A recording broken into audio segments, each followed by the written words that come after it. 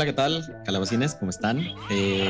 Esta semana les traemos un gran tema. Les traemos un tema de muchísimo interés, un tema que a muchos de nosotros nos tocó experimentarlo, verlo nacer, crecer con él y verlo terminar.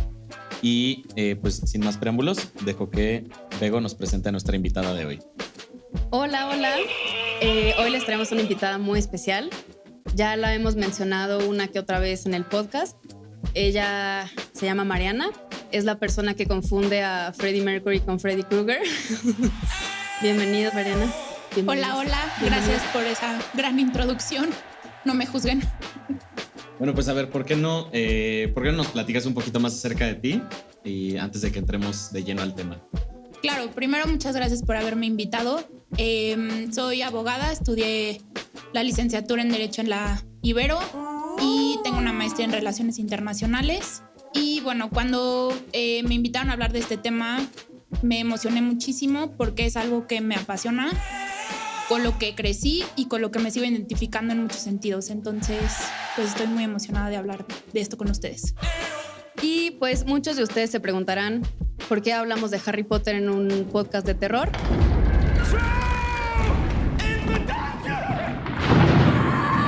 Y pues en sí no vamos a hablar sobre la saga, más bien le vamos a dar como este giro de los elementos de terror que hay en Harry Potter. Así que comencemos. Bueno, antes de comenzar... Bueno, traemos a esta invitada porque Mariana es la persona más experta que conozco en Harry Potter. ¿Por qué no nos cuentas cómo fue que te enamoraste de estos libros, de las películas? Si no me falla la memoria, los has leído muchísimas veces. Creo que los lees una vez al año, las películas también. Cuéntanos un poquito sobre eso. Sí, pues bueno, yo siempre he sido apasionada del cine, de la lectura, de todo. Y pues de hecho estos libros fueron los que me introdujeron al género de fantasía y gracias a estos libros me encanta leer y como dijo Bego, leo los libros por lo menos una vez al año. A mí me encanta como que volver a la historia y no solo como que entrarme a este mundo una y otra vez, sino porque siempre hay elementos nuevos que descubrir, por más que me domine la historia, por más que sepa qué va a pasar, siempre hay como estos links más adelante sobre los primeros y bueno, es algo que a mí me encanta encontrar y así también como las películas, pues son de los primeros recuerdos que tengo en el cine y pues sí, para mí es una gran historia que, bueno, que podemos ver cómo otras historias a lo largo del tiempo han ido como perdiendo cierta magia o cierto brillo, pero creo que esta historia sobre todo, a pesar de los años y a pesar del tiempo que, pues bueno, ahorita creo que la manera en que vemos y analizamos las películas ha cambiado muchísimo, sobre todo por muchas circunstancias sociales o hasta políticas, pero creo que podemos seguirlas viendo como no solo algo de niños, sino como algo de lo que todos podemos aprender. A pesar de que los jóvenes de ahora ya lo ven como algo viejo, algo vintage. Y claro, eso me rompe el corazón. Pero pues a nosotros creo que sí nos marcó porque creo que los libros, el primero fue como del 97, ¿no? Sí. Algo así. Entonces estábamos muy chiquitos y literal crecimos con las películas. Yo me acuerdo que... Obliviate. ¿De qué te acuerdas? Yo me acuerdo que la primera película la vi en primero de primaria. Y me encantó, desde que vi como el tráiler dije, güey, qué padre. O sea, me acuerdo cómo salía, o sea, de que vi en el Canal 11 o algo así como un reportaje de que se iba a estrenar esa película y veía como que eran en escobas y que nada más se veía su cabecita flotando ahí con la capa de invisibilidad. Welcome to your first flying lesson. Stick your right hand over the broom and say up. Desde el momento en el que vi como que ese reportaje, me enamoré por completo de esta historia y literal crecimos con ella. Todas las películas nos fueron acompañando a lo largo de nuestra primaria, secundaria, prepa y la última película sí fue como en quinto de prepa más o menos, entonces fue como el cierre de toda nuestra juventud. De pura casualidad, ¿ese reportaje no lo viste en Bisbirige? Ahora que lo dices que lo viste en el Canal 11. No sé. Si alguno de ustedes tuvieron su credencial de reportero de Bisbirige, por favor avísenos, porque yo pedí la mía, pero seguramente se la robaban en el correo. Entonces, si alguien sabe dónde está mi credencial de Bisbirige, doy 50 pesos. Sí, yo de hecho también me acuerdo el haber visto la primera película. Yo la verdad es que no soy como tan adepto en el mundo de los libros de Harry Potter, pero me acuerdo perfectamente el estreno de la primera película porque unos amigos los habían invitado a la premiere y pues no sé cómo fue que consiguieron tantos boletos, pero nos invitaron también a mí y a mi hermano y antes de que empezara la película a todos los asistentes nos dieron un llavero de la piedra filosofal, pero era como en forma de aguilita, como según yo dicen los libros que es. Creo que más bien te dieron un llaverito de sinsajo o algo así. Seguramente. Se estaban adelantando como 15 años en la historia. Te confundieron de saga. Qué poca madre. Pues en los libros, primero hablan de la piedra cuando está todavía empaquetada dentro de una de las cámaras en el banco. Solo la describen que está envuelta, que no saben qué es ese paquete y de unos 8 centímetros aproximadamente. Caray. Estoy mal pensando ese asunto. Qué Dios chiquita mío. está la piedra. La piedra tenía frío, no la juzgues. Qué horror. Harry. Y ya después cuando Harry la tiene por primera vez en su mano, si no mal recuerdo, nada más describe que la tiene, pero no dicen como tal que tiene una forma de un... Entonces Cinépolis de Pabellón Polanco nos engañó. Creo que sí. Y bueno, ya para entrar un poco en el tema, pues yo creo que todos los que hemos visto o leído Harry Potter, a pesar de ser algo, bueno, el género de fantasía, tiene muchos elementos terroríficos y creo que conforme fueron avanzando las historias, como cuando ellos iban creciendo, se iba volviendo un poco más oscuro y empezaban a tocar más el tema de la muerte y pues se volvía como algo mucho más serio, ¿no? Y ni hablar de la última parte que de plano es ya toda la guerra, toda la batalla. Siento que sí fue como que ese aumento de cosas dark, pero creo que desde la primera historia, desde la piedra filosofal, tenemos este tipo de elementos. Claro, pues la historia incluso empieza con la muerte. Harry se va a vivir con sus tíos porque asesinaron a sus padres. Entonces, creo que, pues sí, el tema más relevante dentro de toda la serie es la muerte y no es algo que vemos como cuando éramos chiquitos. No lo vemos como tan... sí, como algo tan relevante, pero una vez que creces y ves para atrás y dices, es una historia llena de duelo, de... pues sí, de un asesino serial que lo quieren detener y que lo tienen que detener porque si no, pues va a destruir su mundo. Entonces creo que es un elemento bastante oscuro que pues sí, como niños no lo vemos tan predominante como cuando ya creces y ves para atrás. Sí, yo creo que en la primera película todo te lo pintan un poco como muy bonito, ¿no? O sea, sí hay brujas, magos, Claro. Existe este villano, los fantasmas, todo, pero es como muy bonito todavía, ¿no? Sí, es como todo súper colorido y de hecho hasta como cómo se comportan los personajes porque pues claramente son niños que tienen como que 11 años en el primer libro, ¿no? Sí. Y es como de, sí, se murieron mis papás, pero ven nomás todo este dinero que tengo para comprar dulces. Entonces, pues sí, obviamente, como dices, Mariana, el tema de la muerte tiene que ir evolucionando porque así como uno como espectador no ve la muerte igual cuando es niño, el personaje obviamente no la va a ver igual. Entonces, pues sí, para Harry Potter, pues sí, es como que está viviendo esta vida como súper triste, que vive con sus tíos y que no lo tratan bien, pero pues al final ya su suerte cambia y es como de, qué chingón, qué bueno que se murieron mis papás. No, claro, y desde las películas, por ejemplo, en cuanto sale el logo de Warner Brothers, en las primeras 2 películas es amarillo, es brillante, casi hay pajaritos detrás, y en cuanto empieza de la tercera en adelante se va oscureciendo.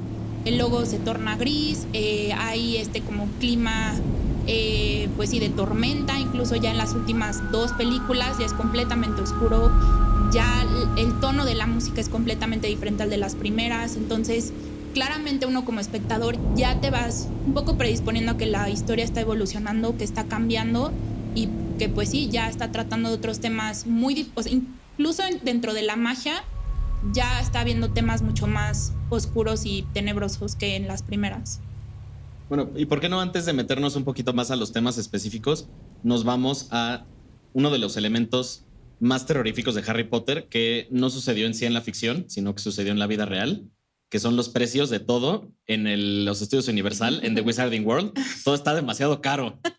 Demasiado. Todavía no podemos conocerlo, Si quieren patrocinarnos, invitarnos a un viaje, está perfecto. Lo aceptamos con gusto. Sí, si nos invitas al Parque Universal, definitivamente podemos hablar mejor de los precios y decir que está muy accesible para todo público. No, el tema del que creo que podremos hablar antes de meternos a los elementos específicos de cada película de la saga es el impacto que tuvo Harry Potter en la vida real en cuanto a como este pánico que la gente, tanto religiosa como no creyente, tuvieron de que es que Harry Potter es del diablo porque son brujas y si lo lees se te va a meter el chamuco. Guardian Leviosa. Stop. Claro, todo fuera de la norma es considerado como malo. Incluso siempre ha estado, desde que salieron los libros, han estado en alguna lista de libros prohibidos en alguna escuela o en alguna biblioteca. Me voy a concentrar un poco en Estados Unidos, pero pues sí, los argumentos principales siempre son que hablan de satanismo, de hechizos que la gente puede utilizar para invocar espíritus demoníacos y que pues sí, que siempre están hablando de temas que no son de Dios. Yo obviamente estoy completamente en desacuerdo con eso, pero pues sí, siempre hay fanáticos de todo y pues extremistas, y claramente creo que entre más prohibido algo sea, más va a llamar la atención. Entonces pues sí, creo que ellos mismos están perjudicando al prohibir algo. Como bien decía Romeo Santos, una aventura es más divertida si huele a peligro. Sí, por ejemplo, yo me acuerdo como de 2 momentos, o sea, cuando salieron los primeros libros, en la Cámara de los Secretos, me acuerdo que antes de irme a dormir mi mamá lo leía y no, o sea, no me leía ese cuento con ese libro, sino que ella lo leía por su cuenta y me lo iba como que resumiendo y me iba diciendo esto pasa, no sé qué, así como para prepararme para la segunda película. Y unos años más tarde, no sé qué habrá escuchado o así, pero me decía, no, ya no leas esos libros, ya no te los voy a comprar porque están basados como en hechizos reales de brujería negra. Entonces, al tú decirlos también los estás diciendo y todo. Y yo como, mamá, a ver, ¿tú me lo leías?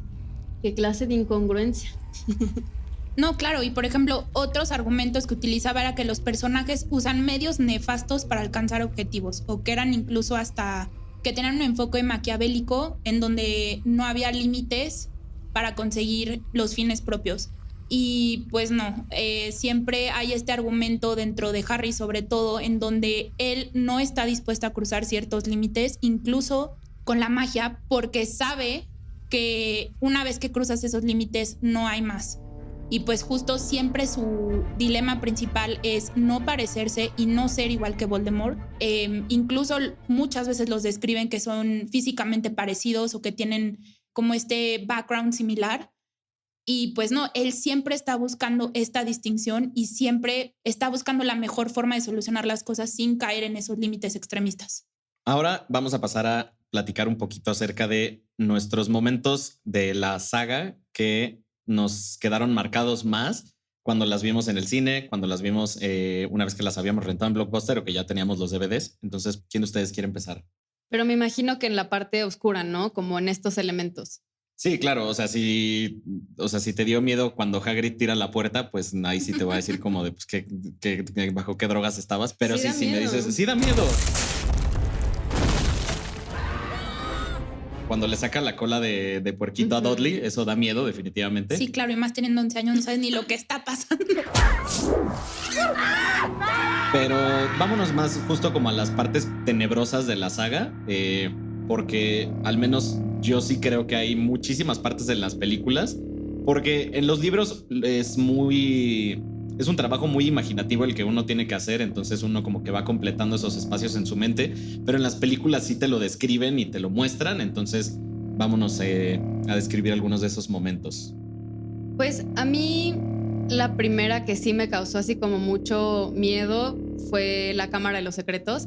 Se me hizo pues un brinco bastante drástico como de esto que decíamos, ¿no? Todo bonito, sí, la escuelita, las brujas y así, ¿no? A algo como, güey, secuestraron a la niña, se la llevan a la Cámara de los Secretos y hay un pinche basilisco gigante. O sea, es horrible esa historia y no entiendes cómo está ahí vivo, ¿no? Este güey, Voldemort. No te preocupes, ya pasaron, ¿cuánto? 15 años de la última película, ya no hay spoilers. Sí, no, ya no hay. Sí, ya todo el mundo lo sabe. Si alguien nos escribe quejándose porque le spoileamos alguna de las películas, vamos a guardar su sugerencia en el cajón de las sugerencias, que es un eufemismo para el bote de la basura. A mí en sí, la Cámara de los Secretos me dio como mucho miedo en ese aspecto, más porque pues también están como que todo este rollo de las arañas, de que ya había sucedido esta historia muchos años atrás y de que habían culpado a Hagrid y que se había muerto alguien en la escuela. O sea, es la primera vez que escuchas algo así, ¿no? The last time the chamber was open was 50 years ago. That means Tom Riddle was here at Hogwarts when it happened. Y que Hermione aparece petrificada, a mí eso me dio pavor. Fue como, ¿cómo van a solucionar el misterio sin Hermione? Ella. Y al final, claro que lo resuelven por ella. Exacto. Sí, porque ni Ron ni Harry hubieran sobrevivido ni un solo año en la escuela si no hubiera sido por Hermione. En su primera aventura hubieran muerto. Hay que admitirlo. Desde que el troll se mete al baño se hubieran muerto. Exacto. Ven, primera aventura. Si Hermione no le hubiera arreglado los lentes a Harry, Harry no hubiera podido completar nada en su año de escuela, hubiera reprobado y lo hubieran corrido de la escuela. Oculus Reparo. Todo es gracias a Hermione. Hermione debió de haber sido el personaje principal. Pleasure. Yo, adelantándome un poquito, recuerdo mucho cuando vi la película 4 en el cine, la del Cáliz de Fuego, cuando termina el partido de Quidditch y entonces están en las tiendas de campaña y entonces empiezan a escuchar que la gente está gritando y corriendo afuera y es como, no, ya nos tenemos que ir, ya valió madres, y que aparecen los mortífagos y que están quemando todo y traen como sus máscaras de calavera y sus gorros del Ku Klux Klan pero en negro. Esa parte a mí sí me dio muchísimo miedo porque dije, ay güey, ¿en qué momento se puso tan oscuro esto? No, sí, esa escena sí da pavor. Incluso yo recuerdo en el libro también no entendía qué estaba pasando, no entendía quiénes eran. Era la primera vez que se mencionaban los mortífagos y sí da esta tensión impresionante y en la película también. Mi primer recuerdo impresionante es en la tercera, en la del prisionero de Azkaban. Me acuerdo mucho porque mis papás consiguieron boletos para la premiere en el auditorio, entonces de por sí ver la película de Harry Potter en el auditorio para mí fue uno de los mejores regalos, y ver por primera vez a los Dementores, de verdad no les puedo explicar el miedo y el pánico que sentí.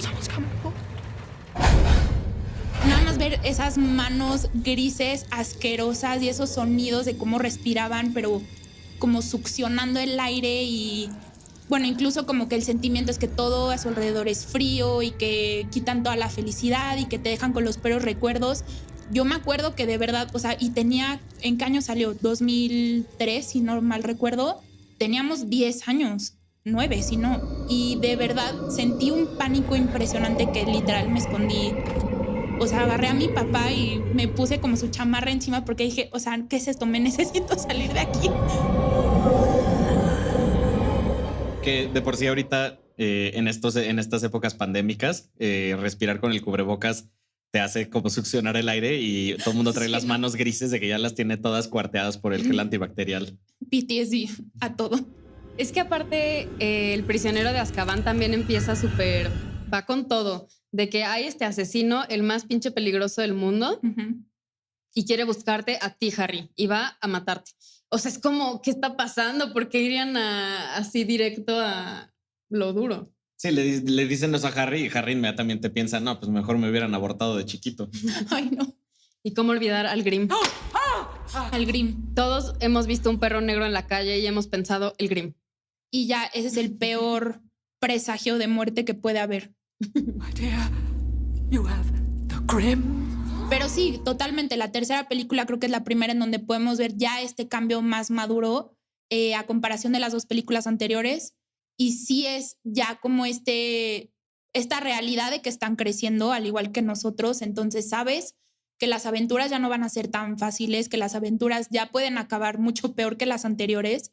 Y claro, ya te hablan de asesinos y ya te hablan de temas reales que, pues sí, que se impresionan mucho más.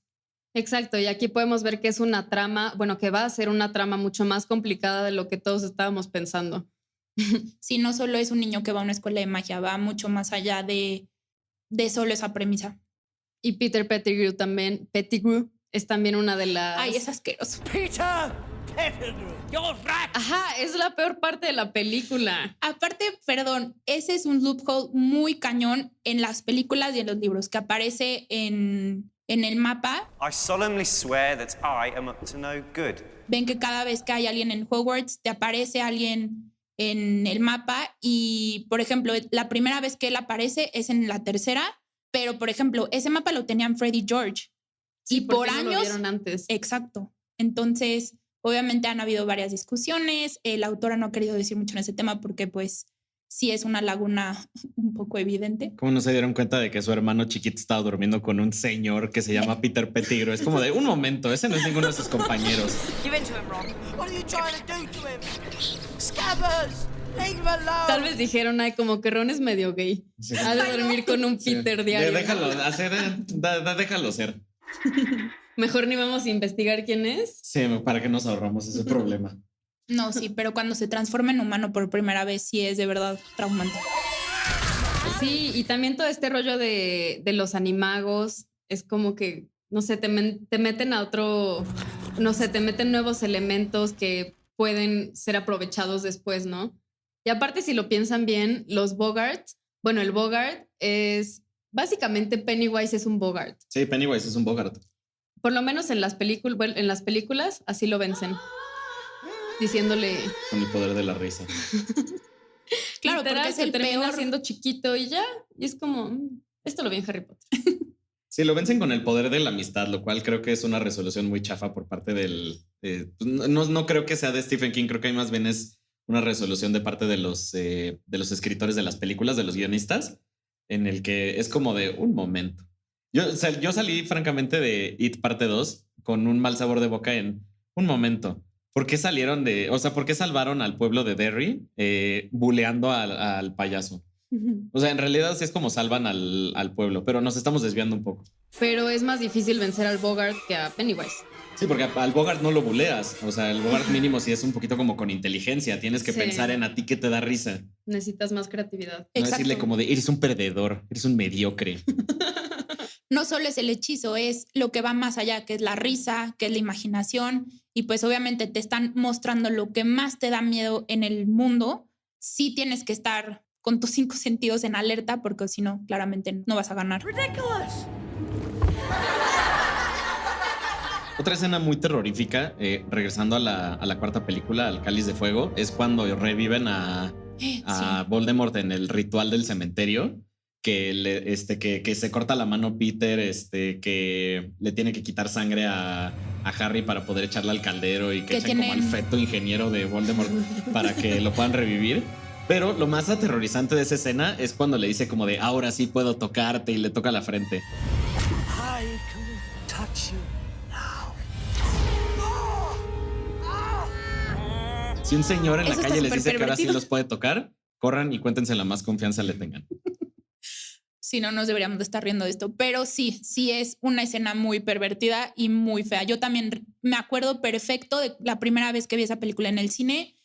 Y también en cuanto él llega al cementerio y bueno, en los primeros 5 segundos matan a Cedric, esa es la primera muerte gráfica en la serie. Creo que ahí es cuando ya hay esa reacción de esto ya no es para niños, ¿qué estoy haciendo aquí? Y claro, cuando viene este ritual horrible donde hay sangre, donde hay huesos, donde hay una mano recién cortada, o sea, de verdad que es espeluznante. Y sí, cuando él empieza como a tocar su rostro y se ven sus manos y no, de verdad que sí. Y la música de atrás, como la escenografía, todos los detalles están a la más alta potencia de tensión. Entonces sí es algo de verdad muy fuerte. Sí, esa parte yo creo que nos marcó a todos, es horrible, porque como dices, son todos los elementos, es el cementerio y aparte te llevan construyendo todo un escenario desde que empieza la película, o sea, todos sus sueños, empieza a ver estas cosas que él no entiende, no sé, y aparte las 3 primeras películas, pues sabes que hay este villano que está detrás de Harry, pero nunca lo está como que vivo, no lo puede tocar, tiene alguien que lo proteja. Y aunque Voldemort tenga así a su crew y a su gente, no está él. Exacto. Entonces aquí es este momento donde dices, no, Ya ahora sí regresó. ya valió madre. Y entonces regresan a Hogwarts y empieza a sonar pam, para pam, pam, pam, para pam, pam, pam. Esa güey, parte esa es- canción me la pones y me pongo a llorar. Y es muy pasan triste. de la risa al llanto en 2 segundos.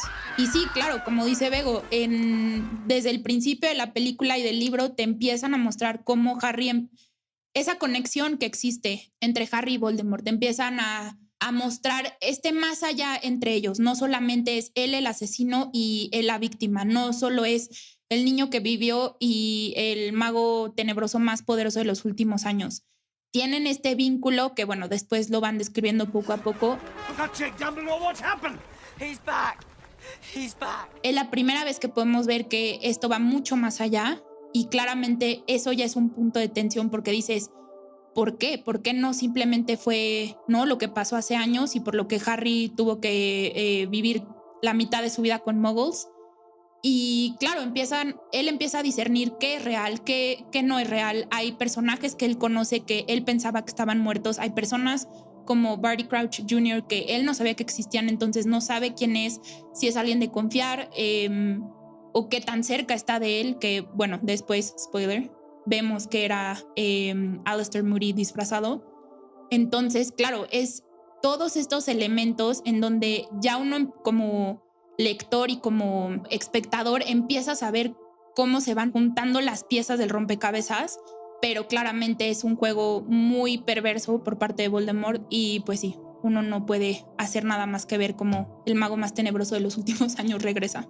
En sí creo que toda la historia de Voldemort es muy, muy tenebrosa porque, digo, hasta su apodo lo dice, el señor tenebroso. Pero en sí creo que una de las partes como más importantes de este personaje es toda la historia de los Horrocruxes, de cómo esta escena que vemos en las películas en la que habla con... ¿cómo se llama el maestro? Con Slughorn. Sí, que le habla a Slughorn y que dice como de, sí, que es un Horrocrux y que desde ahí le empieza a decir como de, ¿qué pasa si mato a 7 personas? Claro. Que al menos, digo, yo no he leído los libros, pero Bego me dijo que en los libros sí se meten muchísimo más a detalle de por qué los Horrocruxes, por qué las personas que mató, por qué escogió esas piezas en específico.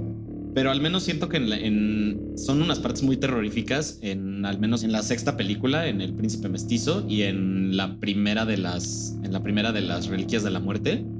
En El Príncipe Mestizo, cuando van a la cueva para recuperar el guardapelo y que empiezan a aparecer como estos zombies mientras Dumbledore está echándose sus shots de no sé qué es eso, como de Jagger. Y es como terrorífico esta parte como de cómo les empiezan a subir por las piedras y que dice como no, ya se van a morir. Claro, y que Harry empieza a lanzar todos los hechizos que se sabe y ninguno sirve. Dumbledore está alucinando en el suelo y de la nada lo empiezan a arrastrar al agua y dices, ya valió la historia. Todos hemos tenido un amigo o una amiga que alucina en el suelo después de tomar muchas cosas. Y si no tienen un amigo, son ustedes. No, pero un poco retomando ese tema, sí. Por eso en lo personal, la película más decepcionante para mí es la 6, porque quitaron muchísimas cosas. Yo entiendo que por temas de narrativa, por temas de pacing de la historia, sí no pueden poner absolutamente todo, pero las memorias son esenciales para entender tanto a Voldemort y por qué él llegó a tomar las decisiones que tomó en cuanto a qué personas mató, por qué utilizó esos objetos para ocultar pedazos de su alma. Entonces, creo que sí falta mucha historia, pero bueno, el punto es, claro, ¿cómo puedes llegar a ser inmortal al matar? ¿No? Creo que eso es una de las preguntas más fuertes dentro de toda la serie y pues justo ahí se ve la gran diferencia entre Voldemort y Harry Potter.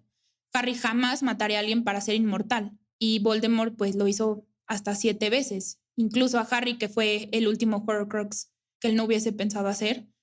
Pero claro, no sé, a mí la primera vez que leí la historia y que racionalicé todo eso fue, no sé, me causó mucho conflicto. Sí, no, nada que ver la película 6 con el libro.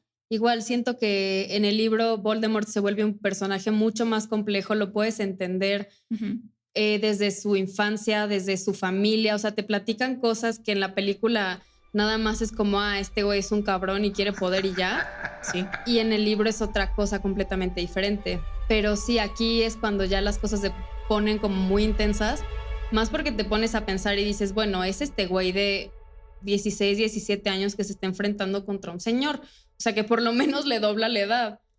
No, bueno, si haces como en la línea del tiempo real de los libros, Voldemort tenía como 70 años al final de la serie.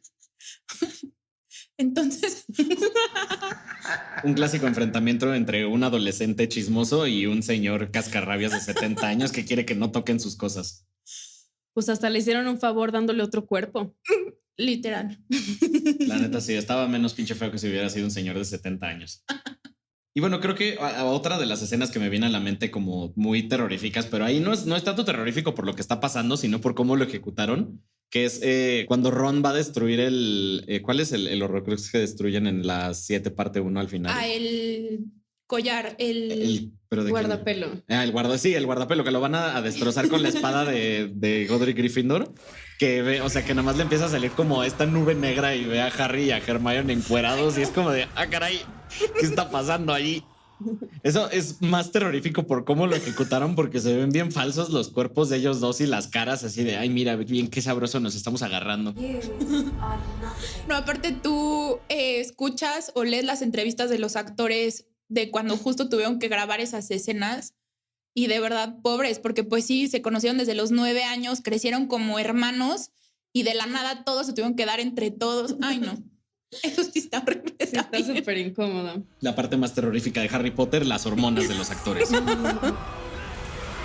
Y otra parte muy importante de la saga en sí es todos los elementos que utiliza J.K. Rowling de las diferentes mitologías, de diferentes en sí como caminos de la vida, que todos los utiliza para juntar y crear este como mundo nuevo, porque tiene muchos elementos tanto de mitología griega, de mitología inglesa. También tiene algunos elementos de terror que son como que origina ahí, o al menos como cómo utiliza a esas criaturas. Son como muy, muy originarias del terror. Por ejemplo, los fantasmas, la manera en la que lo usa, que son como estos seres que sí estuvieron vivos en algún punto y entonces ahora pueden atravesar paredes y pueden hablar con las personas. Como Nick casi decapitado. Exacto, sí, también como ¿cómo se llama? La Dama Gris, la que es la hija de Ravenclaw. ¿Qué otro fantasma famoso hay en la saga? Pues en el libro hay otros, pero... Como los fantasmas principales de las casas. Bueno, en el segundo libro, que eso no sale en la película, en vez de ir al festín de Halloween, los invitan a una fiesta de fantasmas, porque Nick casi decapitado celebra su muerte como todos los años y él se quiere unir a un juego de polo que en vez de pelotas son las cabezas, pero no puede participar porque es casi decapitado. Entonces eso le ha causado depresión por muchos años. A mí la verdad me encantan como toda esta parte de los fantasmas y aparte en las películas es muy, o sea, cómo adornan en Halloween que... Ay, me encanta. O sea, creo que justo si tuviera que catalogar Harry Potter en una temporada, no sabría si sería más de Halloween o navideña. O navideñas. Porque también las decoraciones y... Yo diría que es más de Halloween que de Navidad, porque solo creo que es en las primeras 3 películas celebran como la Navidad así como muy, y el baile muy de la 4ª. También. Pero no, yo creo que en sí por toda la temática y como por los colores de la saga, por los temas y por incluso las criaturas, yo sí la catalogaría como de época otoñal. Sí, y también de elemento de terror también está el hombre lobo. Claro, que los dos grandes representantes de los hombres lobos son Remus Lupin, que bueno, claramente es uno de los mejores aliados de Harry, y más adelante sale uno llamado Fenrir Greyback, que es de los peores hombres lobos que han existido, que de hecho él fue el que mordió a Remus cuando él era pequeño, porque como él comenta, el padre de Remus le debía dinero a los mortífagos y cuando no les pagó, soltaron a Fenrir sobre su familia y él mordió a Remus. Entonces, claramente, J.K. Rowling en entrevistas ha dicho que ella utilizó los hombres lobo como una metáfora para hablar de las personas marginalizadas dentro de la sociedad, porque te describe cómo Remus, después de que es despedido de Hogwarts, después de que se revela que es hombre lobo, no puede conseguir trabajo, todos le hacen el feo, prácticamente no puede conseguir nada dado a su estatus. Y ella quería hacer una representación de todas esas personas que han sido discriminadas. Claro, por cualquier situación. Por ejemplo, hubo el boom de de AIDS, del SIDA durante los 90s, que fue cuando ella escribió la mayoría de los libros. Entonces ella quería hacer esta denotación de que incluso los marginalizados, incluso las personas más alejadas de la sociedad, incluso los más solos, también tienen un lugar dentro de este mundo tan increíble. Y bueno, otra creación de J.K. Rowling son los Dementores, como ya lo hemos mencionado, que son estas criaturas que bueno, se encargan de cuidar la prisión del mundo mágico llamada Azkaban. Y como dicen, los prisioneros no necesitaban estar en celdas, porque solo con estar cerca de los Dementores, que son estas criaturas que succionan la felicidad, que succionan la magia, todo lo bueno, todos los elementos positivos, y dejan solo a la persona con lo peor, con los malos recuerdos, con lo que tienen dentro suyo, que es algo que les podría impedir salirse de la cárcel e incluso ser humanos funcionales. Y ella se basó en su propia depresión cuando se divorció y cuando perdió casi todo su patrimonio y prácticamente vivía en su coche.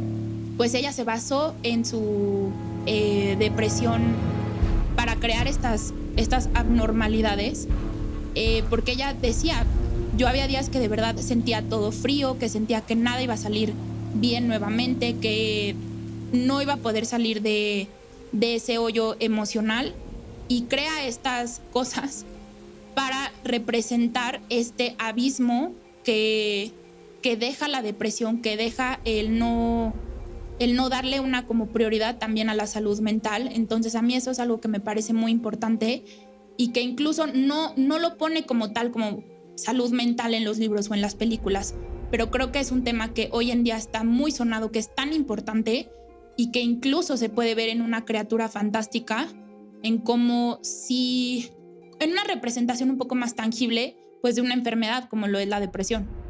Perfecto, pues antes de ya despedirnos, la última pregunta. ¿Cuál sería su película favorita y cuántas calabacitas le dan?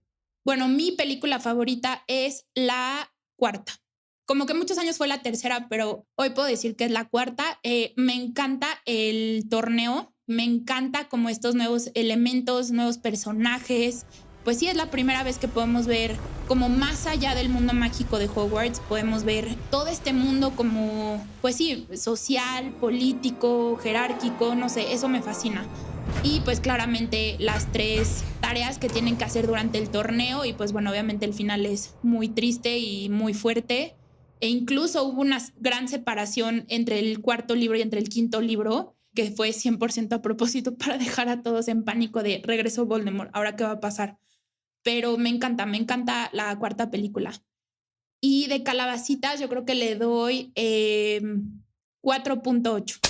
Me parece de las más completas, me parece que agarra muchos elementos de los libros, obviamente no incluye todo, pero me parece que la trama es increíble, y pues hay un gran cambio dentro de los personajes, no solo principales, pero también secundarios. Y sí, es mi película favorita. ¿Qué dirías que le faltó para completar ese punto 2?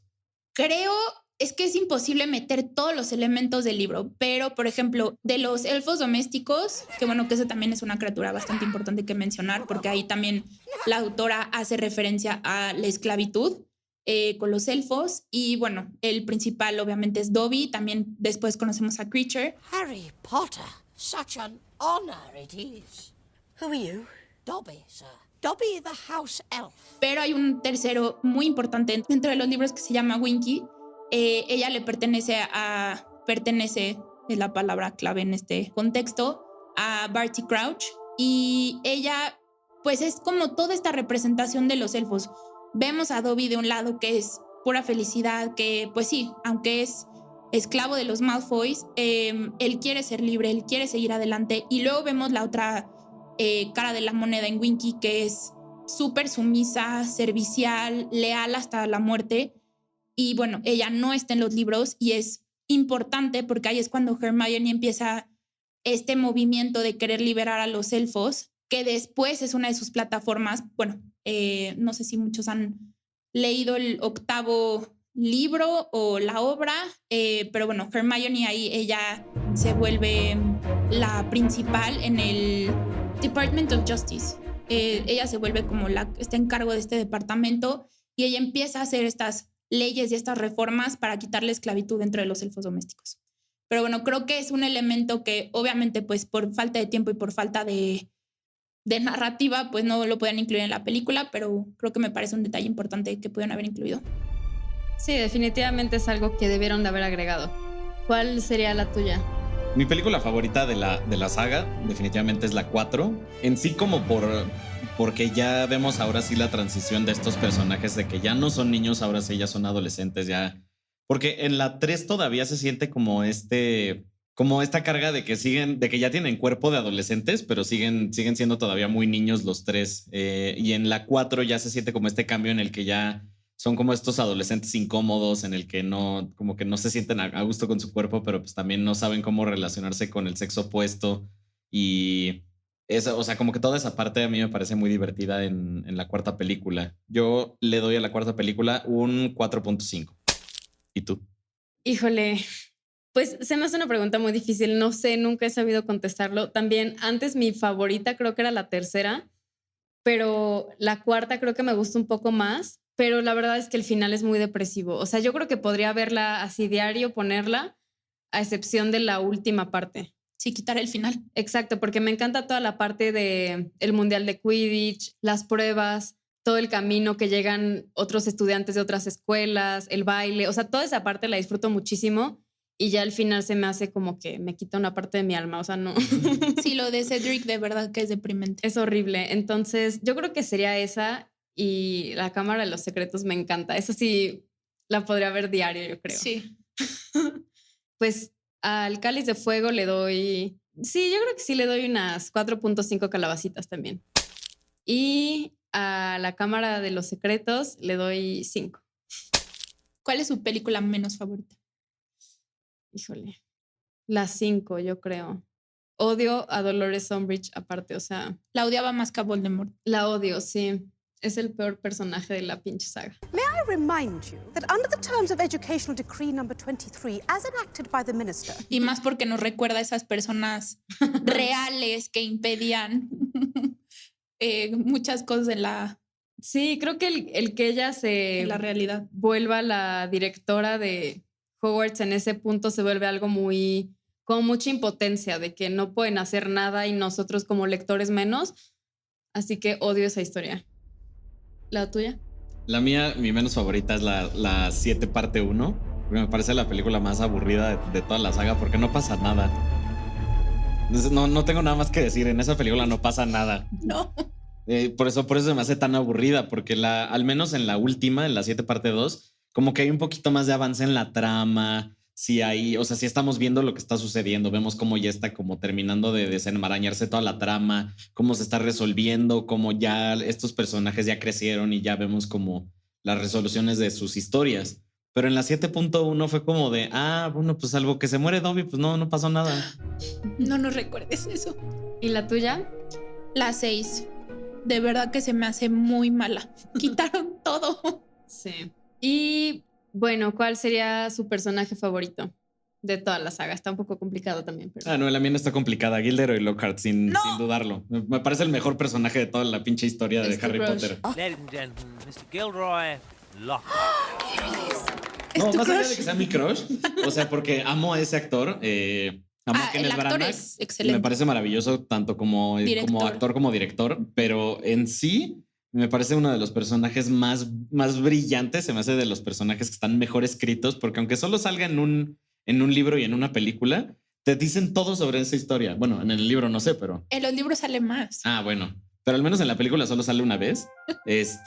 Y me parece genial. Y sobre todo porque nos regaló la única escena postcréditos de toda la saga, que es cuando vemos en no sé si es en Hogsmeade o es en el... No, es en el Callejón de Agón, que vemos como el libro de Gilderoy Lockhart de su memoria de ¿quién soy yo? Sí. Sí, es excelente. Para mí, obviamente, Ron Weasley. Que, oigan, se nos olvidó darles un detalle súper importante. Mariana y yo fuimos toda la vida en la misma escuela y cuando íbamos en segundo de primaria teníamos un club de Harry Potter donde nos juntábamos a analizar los datos de los personajes, aprendernos los nombres de los actores. Teníamos así nuestro folder lleno de fotos, porque en esos tiempos todavía tenías que imprimir tus fotos así en papel chafa. Claro. Claro, hacíamos álbums de Harry Potter, literal. Y sí, fueron buenos tiempos. Fueron buenos momentos. Y yo era Ron Weasley. Bloody hell. What's happening? Actuábamos algunas escenas también en recreo. Nos aprendíamos el diálogo también. ¿Y el tuyo? Es muy evidente cuál es el mío. Hermione, porque yo también era Hermione en el club. You're saying it wrong. It's Leviosa, not Leviosa. You do it then if you're so clever. Go on, go on. Ay, ¿te acuerdas en una fiesta de Halloween que, bueno, saludos a Roberta Céspedes si nos está escuchando, que se disfrazó de Voldemort? Pero es el mejor disfraz del mundo. Se puso un turbante. Se puso un turbante con una máscara de un pelonete atrás. Entonces se tapó la máscara así con su turbante. Es una maravilla. Le vamos a pedir una foto y si Por la favor. tiene, se las compartimos en nuestras redes sociales. Épica esa fiesta y ese disfraz. Bueno, pues con esto podemos dar por concluido el episodio de hoy. La verdad es que sí, la plática se puso muy cachetona, estuvo muy divertido. Mariana, pues muchas gracias por habernos acompañado en este capítulo. No sé si quieras dar tus redes sociales para que te vayan a seguir ahí. Sí, claro, estoy en Instagram, estoy en Twitter como Mariana-Loizaga. Y de verdad, muchas gracias por invitarme. Me encanta hablar de Harry Potter, de libros, de películas. Entonces yo muy feliz de estar aquí con ustedes. Gracias a todos por escucharnos. Nos vemos la siguiente. Si tienen alguna sugerencia de temas que quieran que hablemos, no duden en compartirnos en las redes sociales. Nos vemos la siguiente semana. Bye. Milky Wave Media.